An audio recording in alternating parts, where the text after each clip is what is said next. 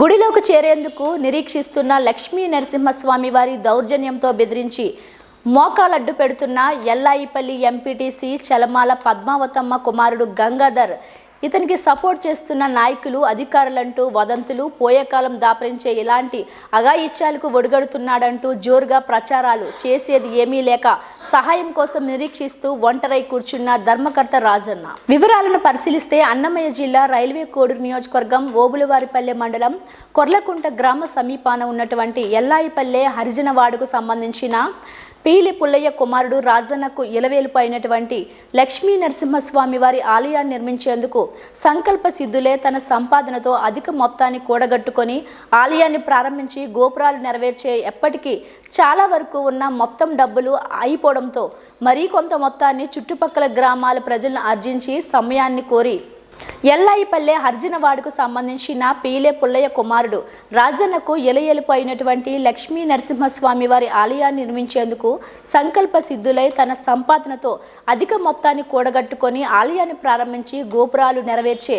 ఎప్పటికీ చాలా వరకు ఉన్న మొత్తం డబ్బులు అయిపోవడంతో మరీ కొంత మొత్తాన్ని చుట్టుపక్కల గ్రామాల ప్రజలను ఆర్జించి సహాయాన్ని కోరి ఆలయ గోపురాలతో కూడా పూర్తి చేసి శ్రీ లక్ష్మీ నరసింహస్వామి వారిని ప్రతిష్ఠించేందుకు అన్ని ఏర్పాట్లు చేసుకున్న రాజన్నకు స్థానిక గ్రామంలో కొంతమంది వల్ల ఎనలేని కష్టాలు ఎదురయ్యాయని చెప్పుకొచ్చారని, అయితే రాజన్న కుటుంబీకులు అందరూ శ్రీ లక్ష్మీ నరసింహస్వామి వారికి అత్యంత భక్తులు, వీరి కులదైవం శ్రీ లక్ష్మీ నరసింహస్వామి వారేనని కూడా తెలుస్తుంది. రాజన్న మాత్రం పట్టిన పట్టు వదలలేదు. స్వామి వారి విగ్రహ ప్రతిష్ఠ కోసం మోకాళ్ళడ్డు పెడుతున్న వారిని ఎన్ని మార్లు వేడుకున్నా కనికరించలేదని, ఆయన కలవని నాయకులు లేరు, అధికారులు లేరని, వీరిలో ఎవరు సహకరించపోగా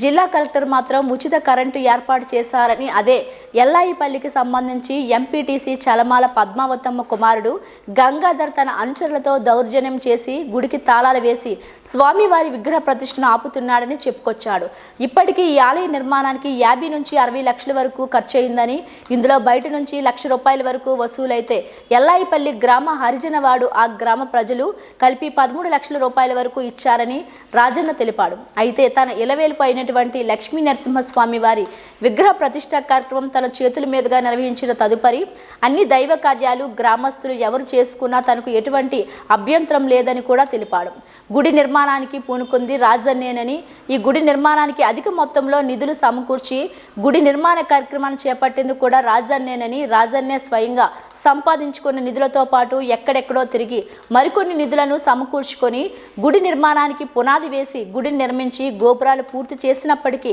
కొంతమంది స్థానిక రాజకీయ నాయకులు తనకు పేరు వస్తుందనే దురుద్దేశం మనసులో పెట్టుకొని లేనిపోని ఆటంకాలను ఏర్పరిచే మహాపాపం మూట కట్టుకుంటున్నారని, చుట్టుపక్కల కొంతమంది స్థానికుల నుంచి బలమైన వదంతులు కూడా వినపడుతున్నాయని చెప్పుకోవచ్చు. ఏది ఏమైనప్పటికీ స్వామివారి విగ్రహ ప్రతిష్ఠ విషయంలో రాజకీయం చేయకుండా అందరూ కలిసికట్టుగా రాజన్నకు సహకరించి స్వామివారి విగ్రహ ప్రతిష్ఠకు చేయూతనివ్వాలని, స్వామివారి విగ్రహ ప్రతిష్ఠ విషయంలో అడ్డుకుంటున్న వారిని, వారికి సహకరిస్తున్న ఎంతటి వారినైనా కూడా దేవుడు వదిలిపెట్టడని అనుకుంటున్నారు. భారీ సంఖ్యలో స్థానికులు ఈ గుడి నిర్మాణ విషయమే కాక స్వామివారి విగ్రహ ప్రతిష్ఠకు కలిగినటువంటి ఆటంకాలు ఏవో రాజన్న ద్వారా తెలుసుకుందాం. ఈ గుడి అన్ని విధాల నిరాటకంగా అభివృద్ధి చెంది స్వామివారి ఆశీస్సులు స్థానికులతో పాటు ప్రజలందరికీ ఉండేలా కోరుకుంటూ ఓం నమో శ్రీ లక్ష్మీ నరసింహస్వామినే నమః.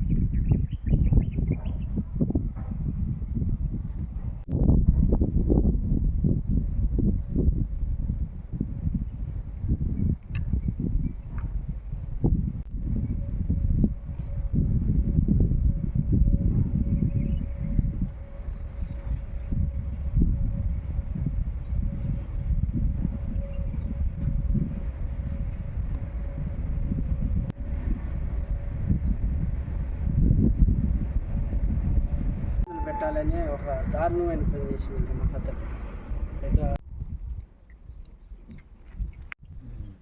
కిష్టంపల్లి అల్లుడు ఎంగడ సుబ్బయ్య అని ఆయన